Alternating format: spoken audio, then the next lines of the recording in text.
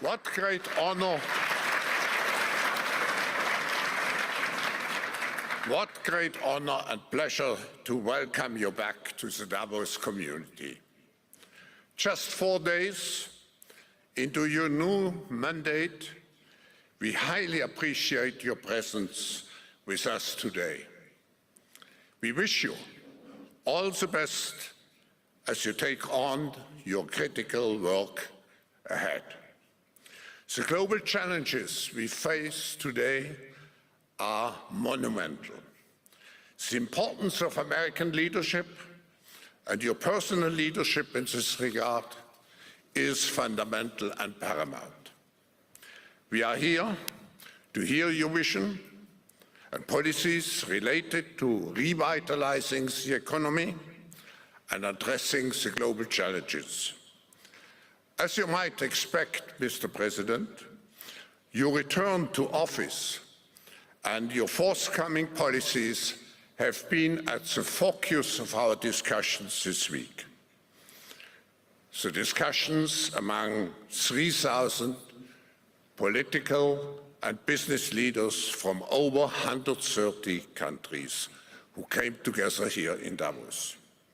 We look forward to hearing first from you and then to the follow-up discussion with business leaders moderated by my colleague Børge Brende. Ladies and gentlemen, the President of the United States, Donald J. Trump.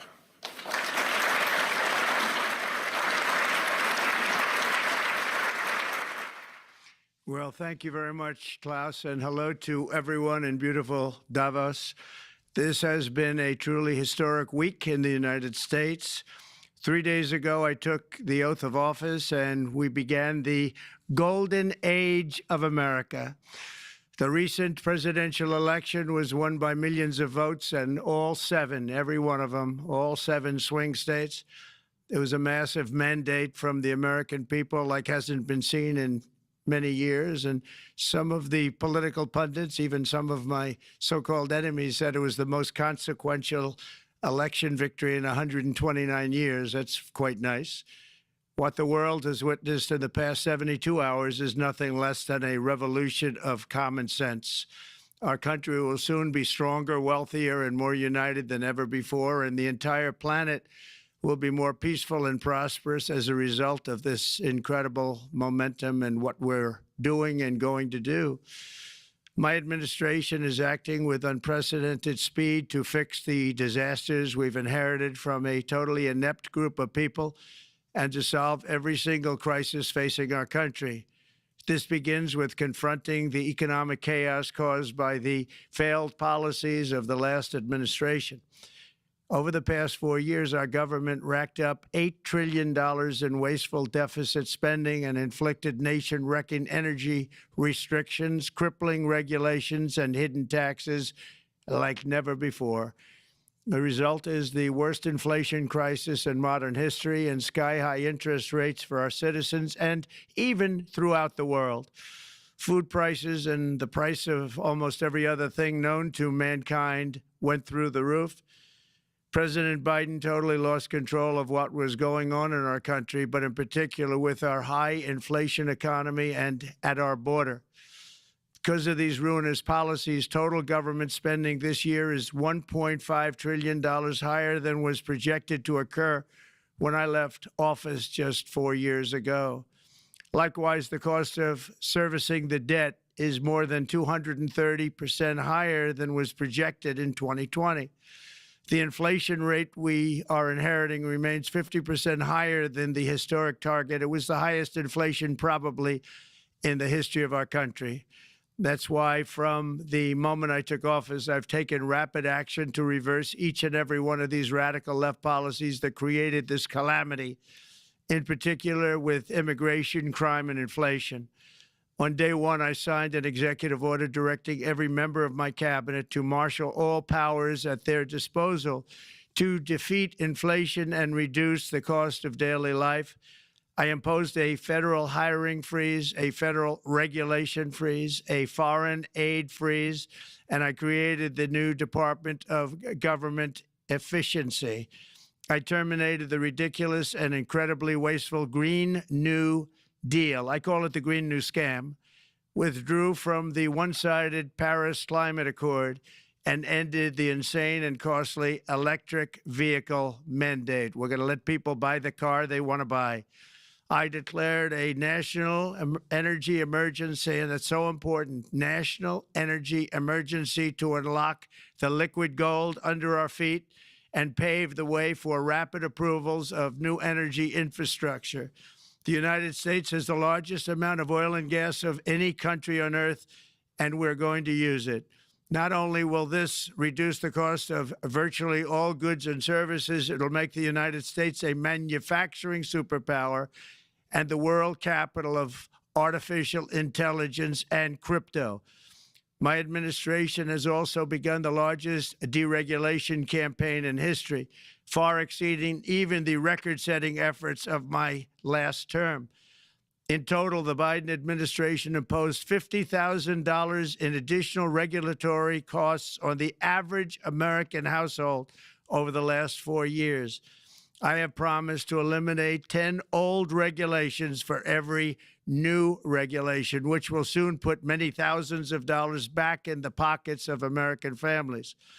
To further unleash our economy, our majorities in the House and Senate, which we also took along with the presidency, are going to pass the largest tax cut in American history, including massive tax cuts for workers and family, and big tax cuts for domestic producers and manufacturers. And we're working with the Democrats on getting an extension of the original Trump tax cuts, as you probably know, by just reading any paper. My message to every business in the world is very simple. Come make your product in America, and we will give you among the lowest taxes of any nation on earth. We're bringing them down very substantially, even from the original Trump tax cuts. But if you don't make your product in America, which is your prerogative, then very simply you will have to pay a tariff, differing amounts, but a tariff which will direct hundreds of billions of dollars and even trillions of dollars into our Treasury to strengthen our economy and pay down debt. Under the Trump administration, there will be no better place on earth to create jobs, build factories, or grow a company than right here in the good old USA.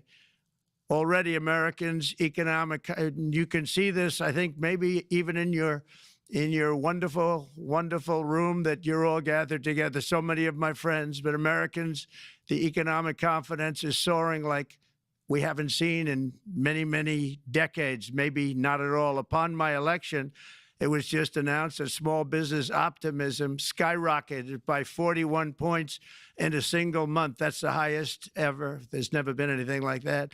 SoftBank has announced between a $100 and $200 billion investment in the U.S. economy because of the election result. And just 2 days ago, Oracle, SoftBank, and OpenAI announced a $500 billion investment in AI infrastructure. Other companies likewise have announced billions and billions and billions, adding up to trillions of investment in America, in the United States. And it's also reported today in the papers that Saudi Arabia will be investing at least $600 billion in America. But I'll be asking the Crown Prince, who's a fantastic guy, to round it out to around $1 trillion. I think they'll do that because we've been very good to them. And I'm also going to ask Saudi Arabia and OPEC to bring down the cost of oil. You got to bring it down, which, frankly, I'm surprised they didn't do before the election. That didn't show a lot of love by them not doing it. I was a little surprised by that. If the price came down, the Russia-Ukraine war would end immediately. Right now, the price is high enough that that war will continue. You got to bring down the oil price. You got to end that war. They should have done it long ago. They're very responsible, actually, to a certain extent, for what's taking place. Millions of lives are being lost. With oil prices going down, I'll demand that interest rates drop immediately, and likewise, they should be dropping all over the world. Interest rates should follow us. All over, the progress that you're seeing is happening because of our historic victory in a recent presidential election, one that has become quite well known throughout the world. I think a lot of things are happening to a lot of countries. They say that there's light shining all over the world since the election, and even countries that we aren't particularly friendly with are happy because they understand what there is a future and how great the future will be. Under our leadership, America is back and open for business. And this week, I'm also taking swift action to stop the invasion at our southern border. They allowed people to come in at levels that nobody's ever seen before. It was ridiculous. I decided and declared to do, and very, very importantly, a national emergency on our border, immediately halted all entry of illegal border crossers, of which there were many, and began promptly returning the illegal trespassers back to the place from which they came. That action, as you've probably seen, has already started very strongly. I've deployed active duty U.S. military and National Guard troops to the border to assist in repelling the invasion. It was really an invasion. We will not allow our territory to be violated. After 4 long years, the United States is strong and sovereign and a beautiful nation once again. It's a strong, sovereign nation. In addition, I'm pleased to report that America is also a free nation once again. On day one, I signed an executive order to stop all government censorship. No longer will our government label the speech of our own citizens as misinformation or disinformation, which are the favorite words of censors and those who wish to stop the free exchange of ideas and, frankly, progress. We have saved free speech in America, and we've saved it strongly. With another historic executive order this week, I also ended the weaponization of law enforcement against the American people and, frankly, against politicians, and restored the fair, equal, and impartial rule of law. My administration has taken action to abolish all discriminatory diversity, equity, and inclusion nonsense. And these are policies that were absolute nonsense throughout the government and the private sector. With the recent yet somewhat unexpected great Supreme Court decision just made, America will once again become a merit-based country.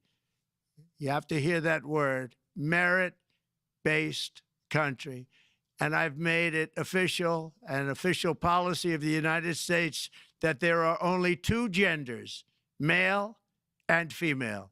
And we will have no men participating in women's sports, and transgender operations, which became the rage, will occur very rarely. Finally, as we restore common sense in America, we're moving quickly to bring back strength and peace and stability abroad. I'm also going to ask all NATO nations to increase defense spending to 5% of GDP, which is what it should have been years ago.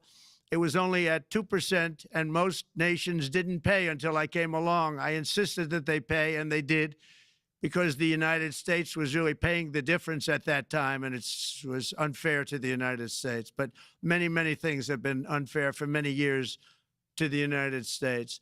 Before even taking office, my team negotiated a ceasefire agreement in the Middle East, which wouldn't have happened without us, as I think most of the people in the room know.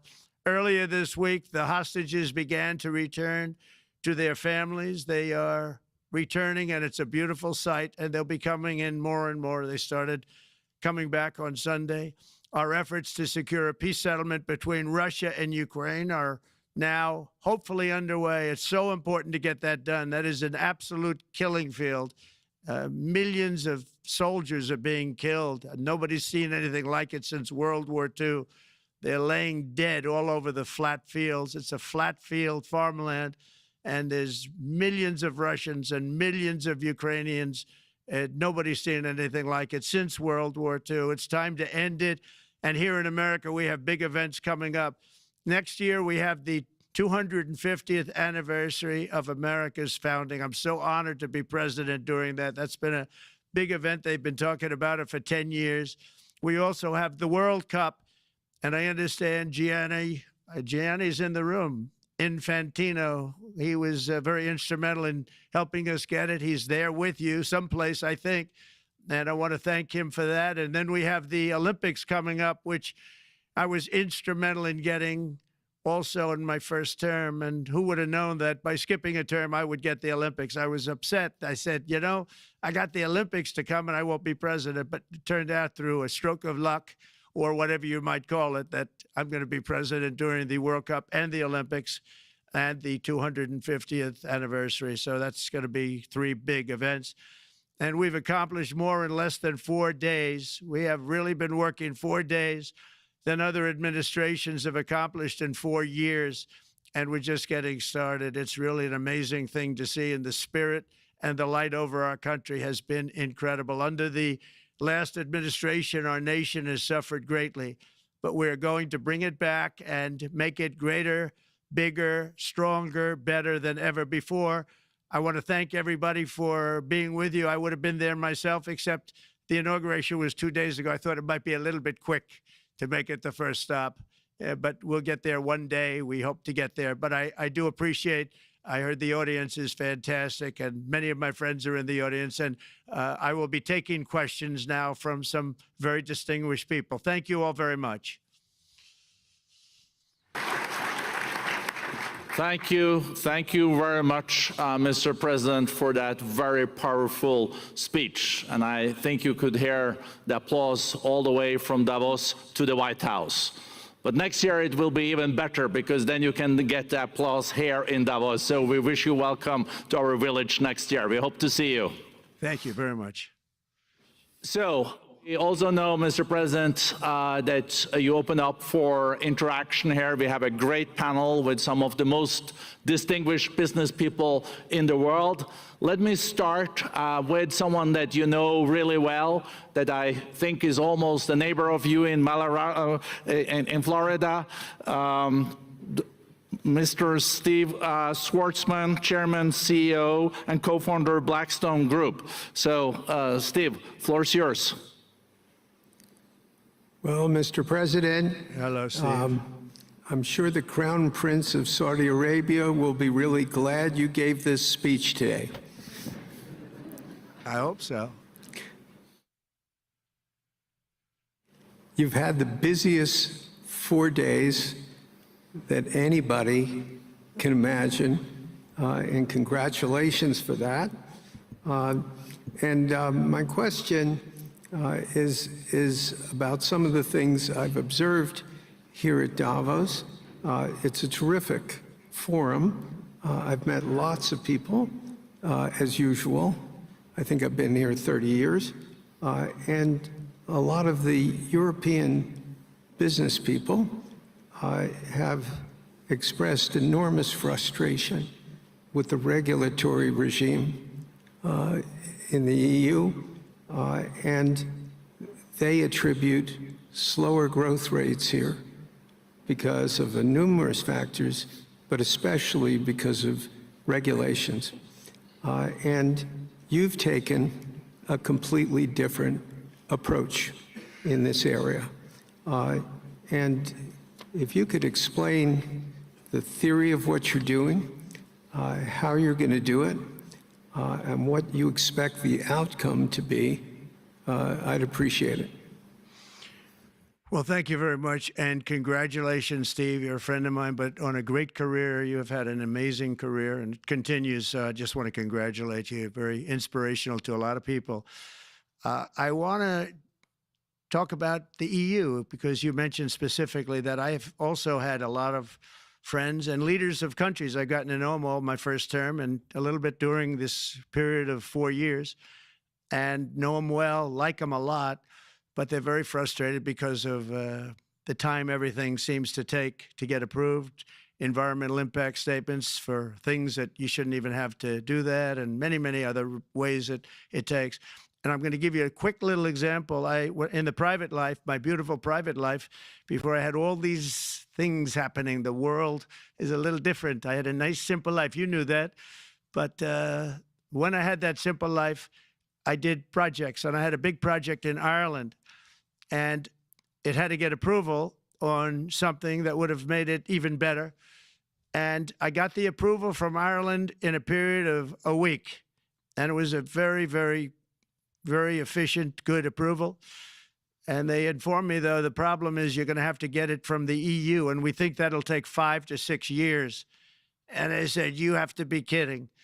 And this was before politics.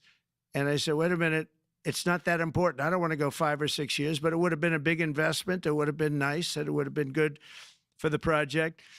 And I sent the people to the EU to see if they could speed it up. And basically, it was a 5 or 6 year wait just to get a simple approval that Ireland gave me in a period of literally not much more than a week.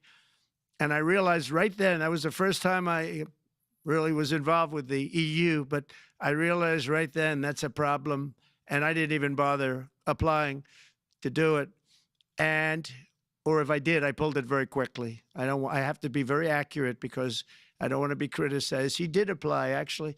No, I want to be very accurate. So I don't think I did, but if I did, I pulled it very quickly. It was just something you couldn't wait 5 years or 6 years to get an approval. So a lot of, in a very big business sense, a lot of people are claiming that's the problem. From the standpoint of America, the EU treats us very, very unfairly, very badly. They have a large tax that we know about, and a VAT tax, and it's a very substantial one. They don't take essentially don't take our farm products, and they don't take our cars, yet they send cars to us by the millions. They put tariffs on things that we want to do, like, for instance, I think they actually, in terms of these are non-economic or non-monetary tariffs, and those are very bad, and they make it very difficult to bring products into Europe, and yet they expect to be selling, and they do sell their products in the United States. So we have, hundreds of billions of dollars of deficits with the EU, and nobody's happy with it, and we're going to do something about it, but nobody's happy with it. So I think the EU has to speed up their process. Friends of mine that are in some of the nations within the EU, great people, they want to be able to compete better, and you can't compete when you can't go through the approval process fast. There's no reason why it can't go faster. So, I'm trying to be constructive because I love Europe. I love the countries of Europe, but the process is a very cumbersome one. And they do treat the United States of America very, very unfairly with the VAT taxes and all of the other taxes they impose. One other, just to finish up, I got a call from the head of a major airline, one of the biggest airlines in the world, and he said, sir, could you help us? What? Landing in Europe is brutal. They charge us fees for everything, and it's so unfair. I said, how does it compare to China? He said, it's much worse. And the other thing, as you know, they took court cases with Apple, and they supposedly won a case that most people didn't think was much of a case. They won 15 or 16 billion from Apple. They won billions from Google. I think they're after Facebook for billions and billions. These are American companies. Whether you like them or not, they're American companies, and they shouldn't be doing that. And that's, as far as I'm concerned, it's a form of taxation. So we have some very big complaints with the EU. Thank you. Thank you very much, Mr. President. We'll now go to one of your friends in the EU, Patrick Pouyanné. He's the chairman CEO of Total Energies. I guess you have a question ready, Patrick, for the president. Mr. President, as we understand, energy is at the top of your agenda, and it's an honor for me to represent the energy industry tonight. In this panel, Total Energies is indeed the 4th largest oil and gas and electricity company in the world. I will not ask you a question about the oil price. It's quite clear what you expect from us. I will go to gas more. And our company is the largest #1 exporter LNG from the US company. We are a strong contributor to, and we invest in a mammoth LNG projects in Texas, $20 billion. It's far from 200, but it's $20 billion. And we contribute with that to security of supply to Europe, as we export this LNG to Europe. Some experts fear that if there are too many projects developed in the US on LNG, this could have an inflationary impact on the US domestic gas price. And they recommend a pause on these projects. I would ask you the following question: what are your views about such a pause on investments on LNG in the US? What would happen if you would observe an increased domestic gas price because of these exports? And final question, which is important for Europe: would you agree to guarantee security of supply of US LNG to Europe? Well, in the last part of your question, yes, I would. I would make sure that you get it. If we make a deal, we make a deal, you'll get it. Because a lot of people do have that problem. They make a deal and then it can't get supplied because of war-type problems and other problems. So we would absolutely do that. LNG is very interesting because when I took office for the first term, one of the first things I looked at was there were two very massive plants in Louisiana, a state that has been very good to me, won it by many, many points. And I felt strongly indebted to it, actually. And they said there are two plants that have been under environmental consideration for more than 10 years. And they were costing, as you say, you know how expensive those plants are, but they were costing like 12 billion and I think 14 or 15 billion, but they couldn't get their permits. They were in review for years, many, many years, like a decade or more. And I said, so ridiculous. I know so much about that because in the construction industry, I had to go through it too, but I got good at it after a while. But I saw the projects, and you're talking about a total investment of 25 to $30 billion, and it looked like it was going to end. They couldn't get their permits, and I got them done in less than a week. It was done, completed. In fact, when they called them to announce that it was done, the countries, largely countries, Japan was involved and another country and some very big investors, they couldn't believe it. They actually couldn't believe it. And I said, just do yourself one favor. Don't pay any consultants, because the only one that got it done was me. I got it done because it was the right thing to do for the U.S.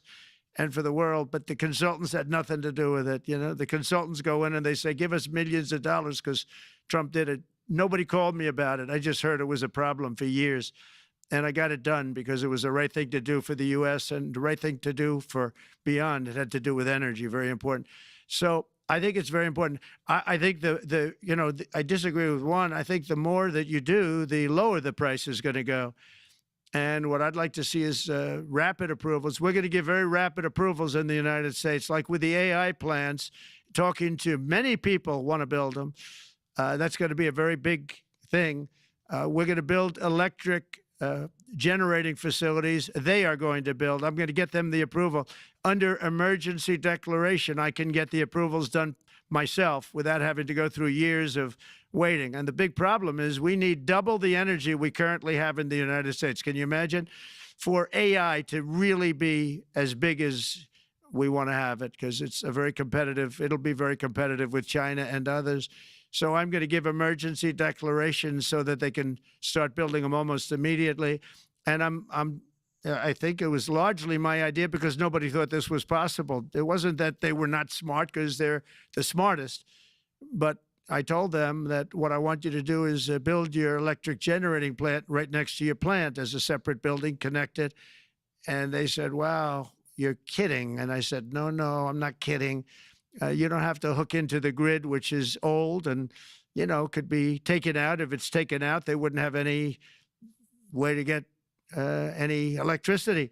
So we are going to allow them to go on a very rapid basis to build their plant, build the electric generating plant. They can fuel it with anything they want, and they may have coal as a backup, good, clean coal.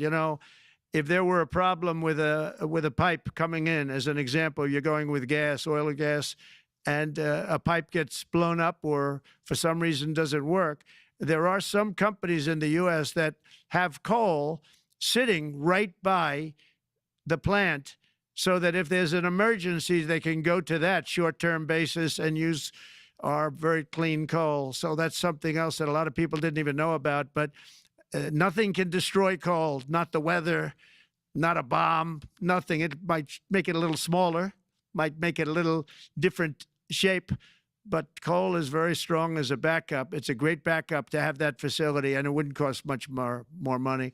And we have more coal than anybody. We also have more oil and gas than anybody. So we're going to make it so that the plants will have their own electric generating facilities attached right to their plant. They don't have to worry about a utility. They don't have to worry about anything. And we're going to get very rapid approvals.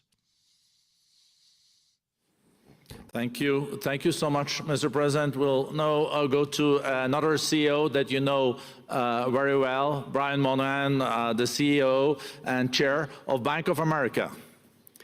Good afternoon, Mr. President, and congratulations and obviously an eventful week for you and your family.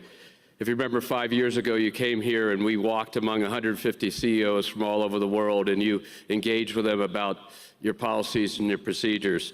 This year you're not here, and yet this week was eventful from the orders that you mentioned earlier, literally a wave of orders coming out on immigration, on trade, and many other matters.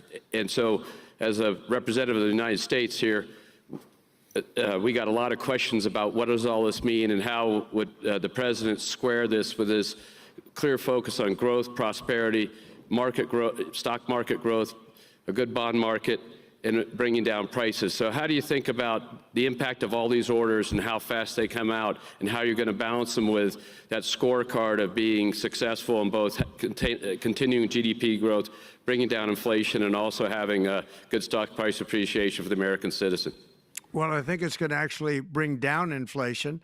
It's going to bring up jobs. We're going to have a lot of jobs. We're going to have a lot of companies moving in. You know, Brian, we're at 21%. It was at 40%, and I got it down to 21%, the corporate tax. And it was actually, if you look at state and city, it was in many cases much higher than 40%. I got it down to 21%.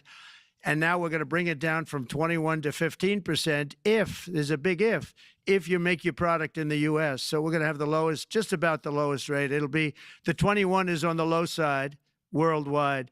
The 15 is about as low as it gets. And by far the lowest of a large country, a large, you know, rich, powerful country, by far, not even a contest. So we're going to bring it down to 15% if you make your product in the USA. So that's going to create a tremendous buzz. We're also probably going back to the one-year deduction where we deduct, you know, we did that originally, and that was amazing what the impact that had, the one-year deduction, which built up over a period of time, and then it expires. But we're going to go back to that when we do the renewal of the Trump tax plan. We have to get Democrats to approve it. But, you know, if the Democrats didn't approve it, I don't know how they can survive with about a 45% tax increase, because that's what it would be. And so I think they're going to be. We've been working along with them pretty well. I think it's very hard for a political group to say, let's charge people 45% more. So I think we're in good shape. But we're actually doing a reduction for business and small businesses where you're going to bring it down to 15%, which is really something. And by the way, speaking of you, and you've done a fantastic job, but I hope you start opening your bank to conservatives, because many conservatives complain that the banks are not allowing them to do business within the bank, and that included a place called Bank of America. They don't take conservative business. And I don't know if the regulators mandated that because of Biden or what, but you and Jamie and everybody, I hope you're going to open your banks to conservatives, because what you're doing is wrong. Mr. President, I'll say that your friend Gianni said hello, told me to tell you hello, and we look forward to sponsoring the World Cup when it comes, both this summer for the club and next year. So thank you for getting that for the United States. Thank you very much, Brian. Thank you, Mr. President. We'll now go to Ana Botín. She's the Executive Chairman of Banco Santander, one of the big European banks, and also in the U.S. So, Ana. Mr. President, congratulations on a historic victory. Thank you. I believe you don't know me as well as my fellow panelists, so a few words. Santander is one of the largest banks in the world by number of customers, 170 million. That's more than my friend Brian or my friend Jamie have. Wow.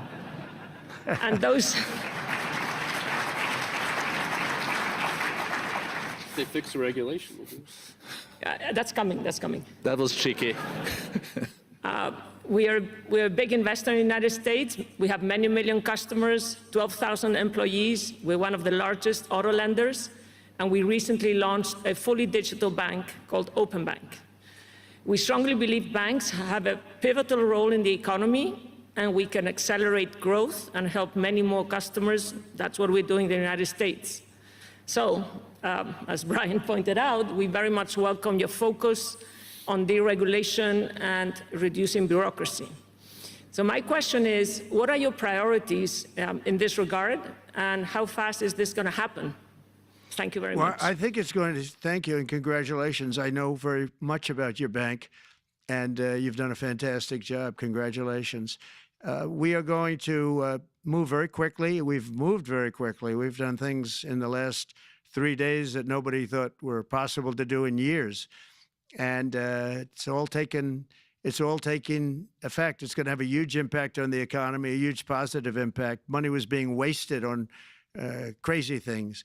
I mean, the Green New Deal was such a total disgrace, how that was perpetrated. And it was conceived of by people that were average students, less than average students, I might add, and never even took a course in energy or the environment.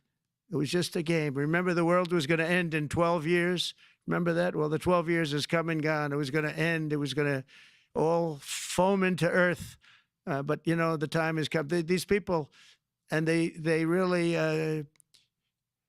scared the Democrats large. I can't say the Republicans. The Republicans maybe could have fought harder to stop it, but it's been a tremendous waste of money. You know, during my 4 years, we had the cleanest air, we had the cleanest water, and yet we had the most productive economy in the history of our country. We had the most productive economy.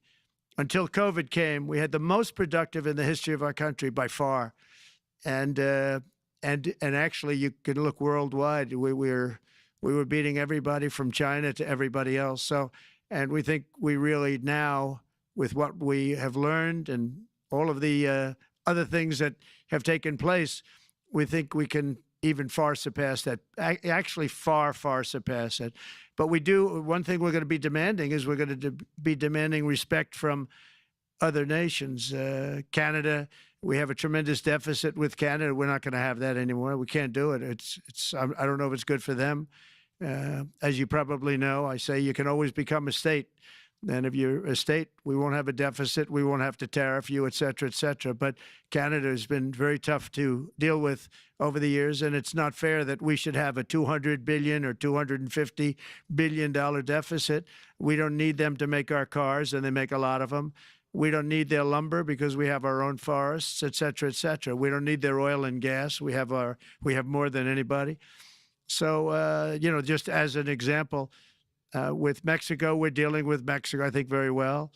And we're just, you know, we just want to be treated fairly with other nations because there's hardly a nation in the world, and I blame this on us, and I blame it on politicians that, for some reason, probably mostly it's stupidity, but you could also say other reasons, but mostly stupidity. They've allowed other nations to take advantage of the U.S., and we can't allow that to happen anymore. You know, we have debt.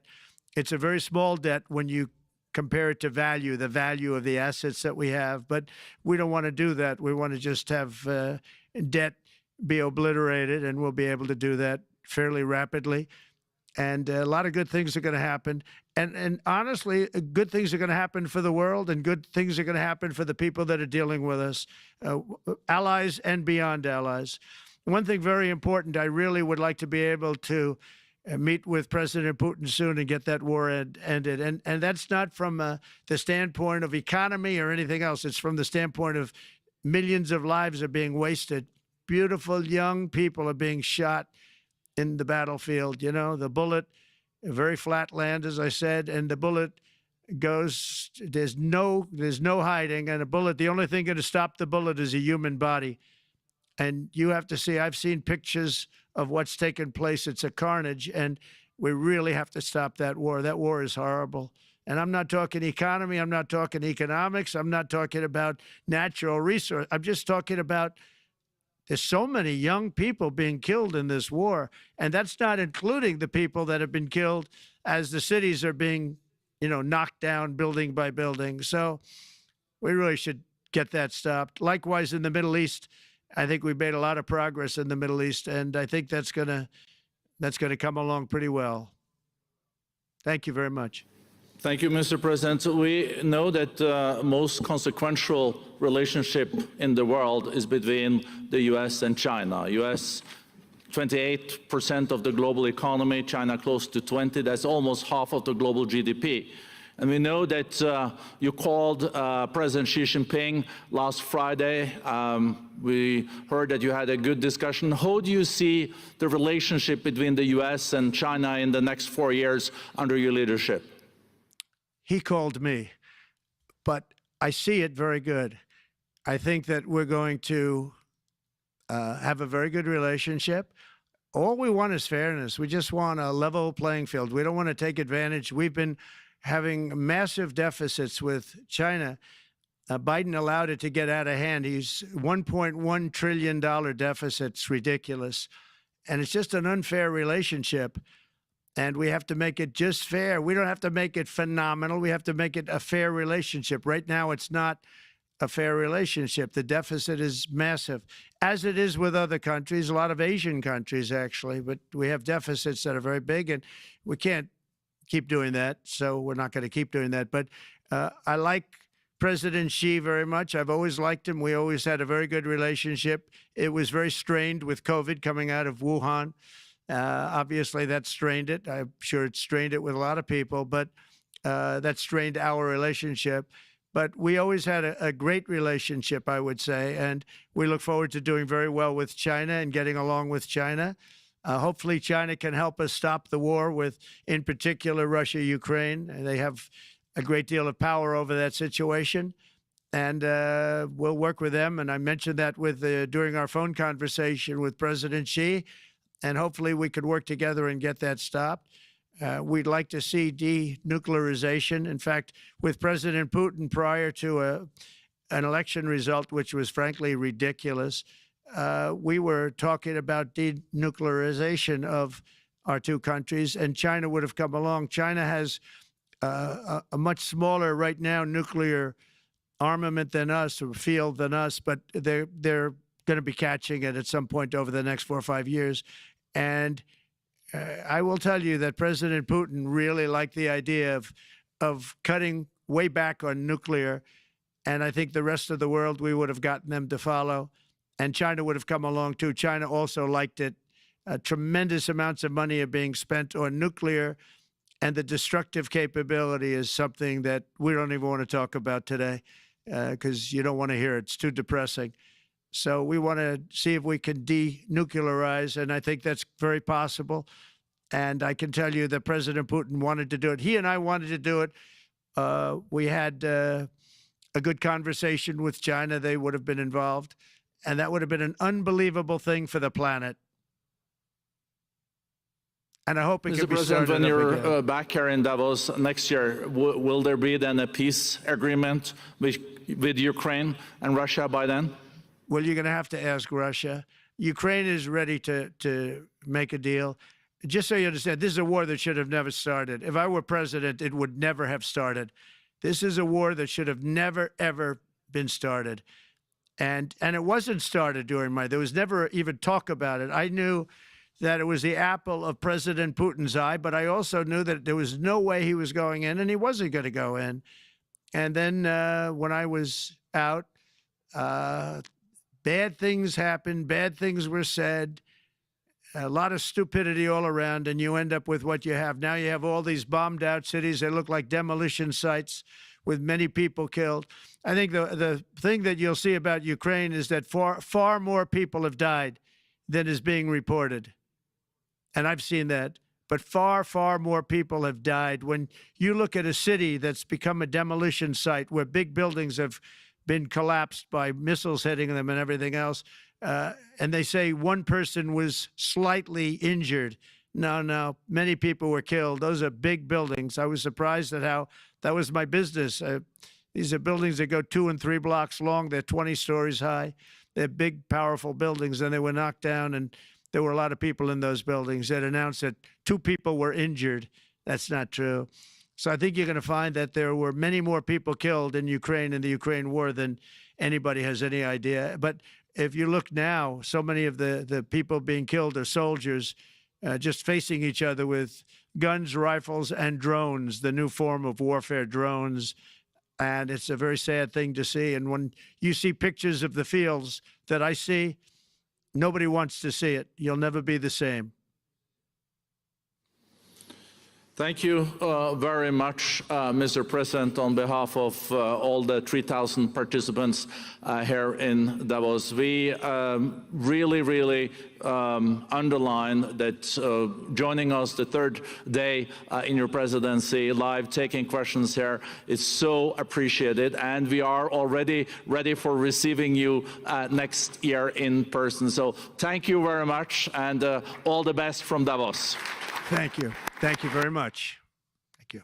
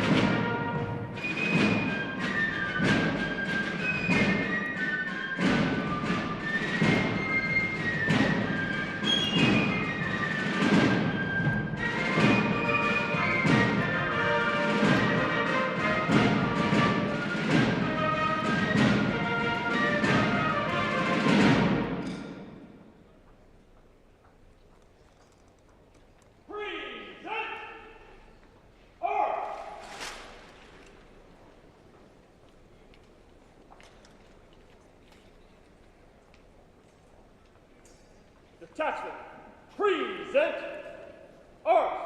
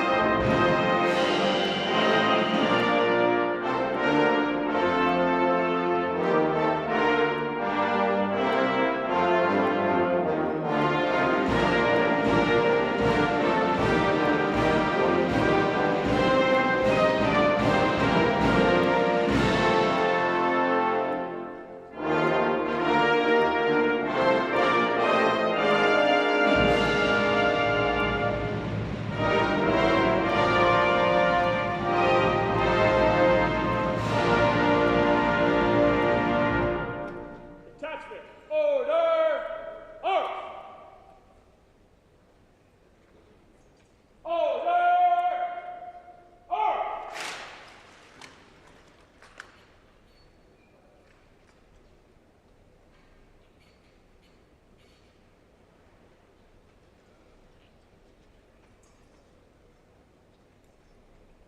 Sir, this includes first honors.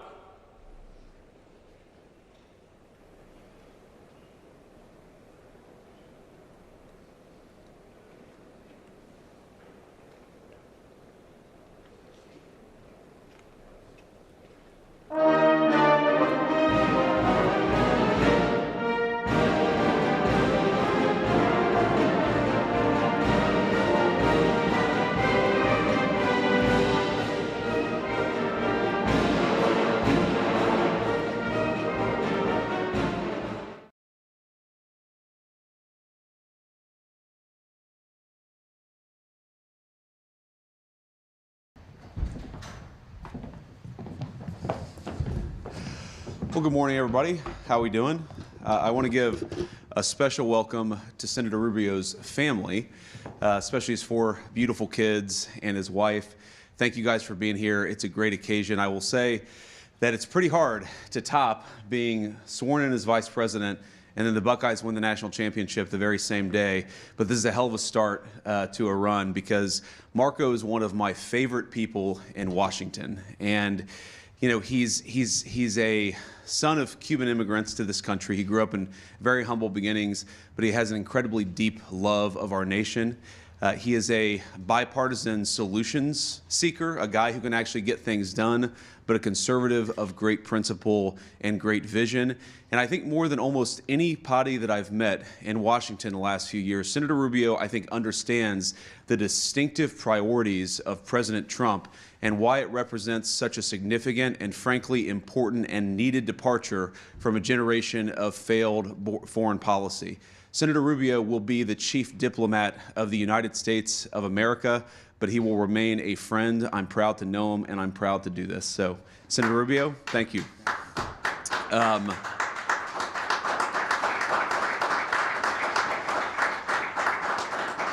I also, of course, want to thank President Trump for nominating Senator Rubio and giving me a first easy swearing in. This is the first time I've ever sworn in an official in the United States government. And I want to thank Senator Jim Risch and his family for making this easy. You guys got this done and got it done very quickly, 99-0, right? I think even I wouldn't have got close to 99-0. So Senator Rubio, it's a great testament to your career of service. And this is a new chapter, man, but I think you're going to do great. So, great. So I think that we're going to administer the oath, and then, Senator, you'll say a few words. Is that right? Let's do it. Okay. So please raise your right hand and repeat after me. I, Marco Rubio, I, Marco Rubio, do solemnly swear that I will support and defend the the Constitution of the United States Constitution of the United States against all enemies, against all enemies, foreign and domestic, foreign and domestic, that I will bear true faith and allegiance to the same, that I will bear true faith and allegiance to the same, that I take this obligation freely, that I take this obligation freely, without any mental reservation or purpose of evasion, without any mental reservation or purpose of evasion, and that I will well and faithfully discharge and that I will well and faithfully discharge the duties of the office on which I am about to enter. the duties of the office of which I'm about to enter. So help you God. So help me God. Congratulations, Mr. Secretary.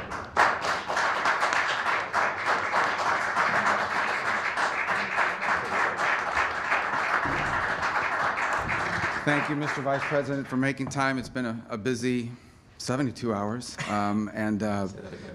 yeah, maybe longer, but 96 hours, I guess. But first, I want to thank Jeanette, my wife, who has been so supportive. As the Vice President knows well, it's impossible to do any of these jobs we do here, including the Senate, but now in this new role, without the support of our family and particularly of our spouses. And so thank you for being supportive every step of the way. I would not stand here before you today without that. I'm also thrilled and grateful that all four of my children are here. They're the most important legacy any of us will leave behind. The most important job I'll ever have is that of a father and a husband. And I'm honored that they were able to join us. Amanda, my oldest, Daniela, my second, Anthony, our third, and then Dominic. I'm very happy they're able to see this today. I also want to thank my colleagues, Senator Risch and Ms. Risch, for joining us. He did a great job managing the committee, which brought us here to this point, but he's also been one of my closest friends in my time in the U.S. Senate. In fact, we, by reason of chance, certainly not by design, we wound up basically being first and second behind one another on seniority in every committee. So we even sat next to each other on the floor. So people thought it was a plot. It was not by design, but it's one of the most special relationships I've established. And obviously, it's an honor to be with the Vice President, who I think is going to be phenomenal. Someone I knew and admired and actually relied on for policy ideas before he was even elected to the Senate. And now will do an extraordinary job for the President. I can't think of a better voice for the world and for the President's policies. As far as the task ahead, President Trump was elected to keep promises, and he's going to keep those promises. And his primary promise when it comes to foreign policy is that the priority of the United States Department of State will be the United States. It will be furthering the national interest of this country. And he's given us a very clear mandate. President Trump's made it very clear, everything we do, and this is true in government, but especially at the Department of State, everything we do must be justified by the answer to one of three questions. Does it make us stronger? Does it make us safer? And does it make us more prosperous? If it doesn't do one of those three things, we will not do it. So that is the goal, and that is the task, and that is the promise that he was elected to keep, and that is the promise he will keep, and we will help him keep. It's a transformational moment.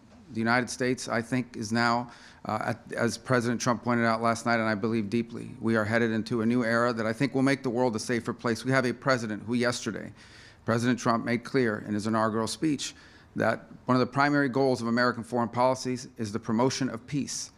Of course, peace through strength, peace and always without abandoning our values. But I think it's extraordinary that it's something that needs to be said and hasn't been said enough in recent memory. And we look forward to being a key part of helping the President achieve his agenda that he has a clear mandate to keep. If I may take the liberty for just 15 seconds to say something in Spanish, because I know a lot of people back home would be very proud, and I want to make sure I acknowledge that. Quiero darle las gracias a Dios, a mi familia que no está aquí con nosotros hoy, a mis padres que vinieron en este país en el año 1956. Y el propósito de su vida fue que nosotros pudiéramos vivir los sueños que no fueron posibles para ellos. Es un honor increíble ser el secretario de Estado del país más poderoso y más bueno en la historia de toda la humanidad. Y es un gran honor y le doy las gracias al presidente Trump por esta oportunidad. I just said I saved a bunch of money by switching to Geico. That's what I said. So.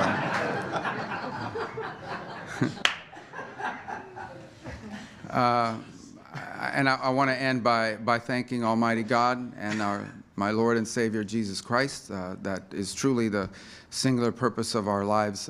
It's the most important priority. It's the only thing that will matter when we take our last breath on this earth. But this is an extraordinary opportunity that would not have been possible without God's blessings. I'm honored and I'm privileged, cognizant of responsibility, and I want to thank President Trump for his confidence. We will work hard every second of the day to help him achieve the agenda the American people have given him to achieve. Thank you. Thanks for being a part of this today. God bless all of you. Thank you. Thank you, Mr. President.